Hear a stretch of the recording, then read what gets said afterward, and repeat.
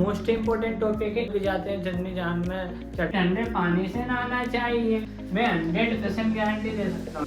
Hello मेरे प्यारे बच्चों, अगर आपको भी सीखना है अलंकार, अगर आपको नहीं आता अलंकार क्या होते हैं तो सिखा देंगे, आ जाओ। आज हमारा जो टॉपिक है वो अलंकार का, जो कि मोस्ट इम्पोर्टेंट टॉपिक है। इसमें आपको है ना परीक्षा में 2 या 4 नंबर के प्रश्न उत्तर हाउ एनी कंडीशन में देखने को मिलेंगे, है ना। तो अगर आपको अपने 2 नंबर एकदम मजबूत करने हैं कि हाँ मैं एग्जाम में ये 2 नंबर अपने पक्के करने हैं, तो ये वीडियो देखना बिल्कुल भी ना भूलें। तो बिना किसी तरीके करते वीडियो स्टार्ट। हाँ तो बेटा इस टॉपिक में क्या समझेंगे अलंकार के बारे में, है ना। तो ये क्या है हमारा अलंकार। अलंकार का अर्थ क्या होता है? अलंकार का अर्थ होता है आभूषण या गहना, है ना। आपने आभूषण और गहना तो देखा हुआ। आभूषण मतलब जो सोना चांदी ये सब क्या है, आभूषण आपने पहने ही हुए, है ना। तो अलंकार का अर्थ क्या था? आभूषण है गहना। लेकिन हम हिंदी वाले अलंकार की बात कर रहे बेटा, काय की बात कर रहे अपन हिंदी वाले की, है ना। वो सोना चांदी वाली ये सब बात अलग है, लेकिन हम काय की बात कर रहे हैं हिंदी की, है ना। तो हिंदी में जो काव्य की शोभा बढ़ाते, काव्य अर्थात कविता में कोई सी भी कविता गा, चंद भी जाते हैं चंदनी जान में चटनी चटाए, है ना, रघुपति राघव राजा, ये सब का कहानी कविता है ना। इनमें जो शोभा बढ़ाते हैं ना, काव्य की शोभा बढ़ाने वाले शब्दों को क्या कहते हैं? हम अलंकार कहते हैं। आएगा समझ में, है ना। जो काव्य की शोभा बढ़ाते हैं वो शब्द क्या कहलाते हैं? अलंकार कहलाते हैं। बात खत्म। ये मुख्य रूप से कितने प्रकार के होते हैं? 3 प्रकार के होते हैं। कौन कौन से? शब्द अलंकार, अर्थ अलंकार, अव्यय अलंकार। इनके बारे में नहीं पढ़ना, हम बस इतना ही समझ लो 3 प्रकार के होते हैं। कौन कौन से? मुख्य रूप से होते हैं शब्द अलंकार, अर्थ अलंकार, अव्यय अलंकार। अब जो हमारा टॉपिक है एक वीडियो में पूरा जाओ बेटा, इस वीडियो में से आपके 4 नंबर पक्के हो जाएंगे। 9th क्लास वाले ध्यान दीजिए, आपके 4 नंबर एकदम कंप्लीट हो जाएंगे, क्योंकि इसमें से 1 या 2 क्वेश्चन आपको देखने के एग्जाम में मिलेंगे। 100% में लिख के दे सकता हूँ।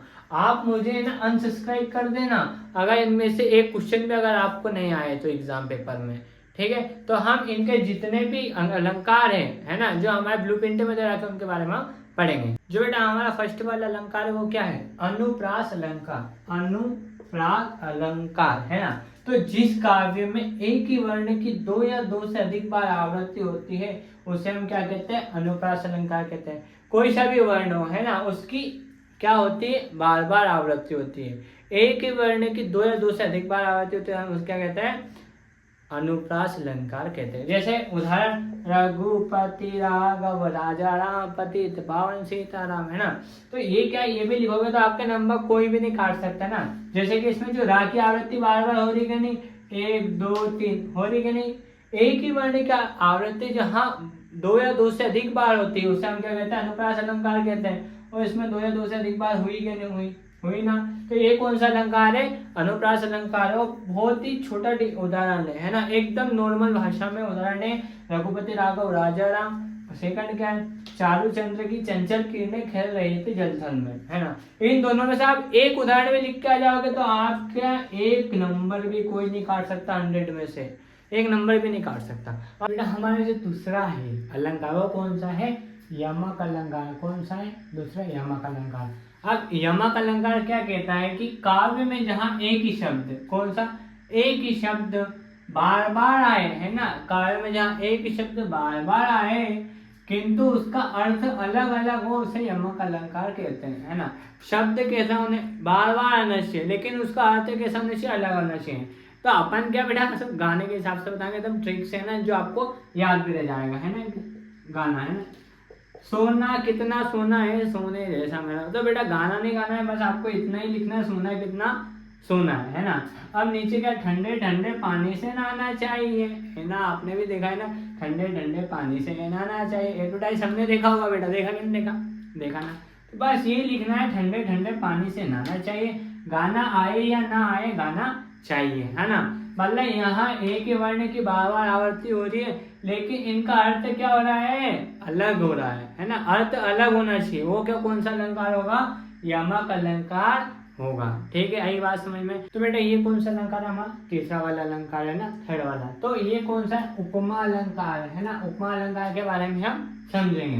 देखो नाम से क्या, उपमे, मैं ट्रिक बता रहा बेटा ये याद रखने के लिए। क्या ट्रिक है ना, याद रखने के लिए।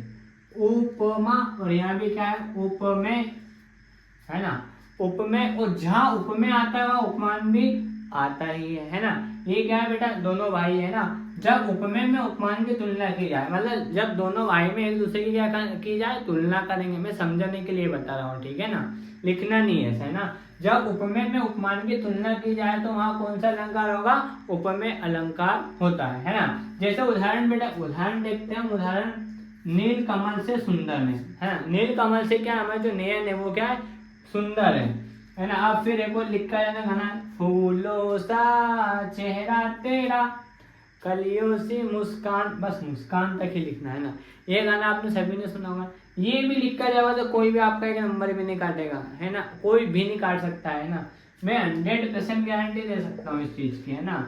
जो लिखा है इसमें से अगर एक भी नंबर कट गया है आपके, है ना, तो ये क्या है, आप नोट कर लो फटाफट। तो बेटा जो हमारा 3 अलंकार है ये इतना नोट कर लो, बाकी 3 अलंकार हमारे नेक्स्ट क्लास में आएंगे, है ना। और अगर आपको वीडियो अच्छी लगी तो लाइक सब्सक्राइब करके जरूर जाए, अपने दोस्तों की बताएं, है ना। जय हिंद, जय भारत। और बेटा लास्ट में बता के, जो भी आपको डाउट आए वो आराम से आप कमेंट करो, उस पर हर एक चीज़ पे सॉल्यूशन वीडियो बनेगा आपके लिए।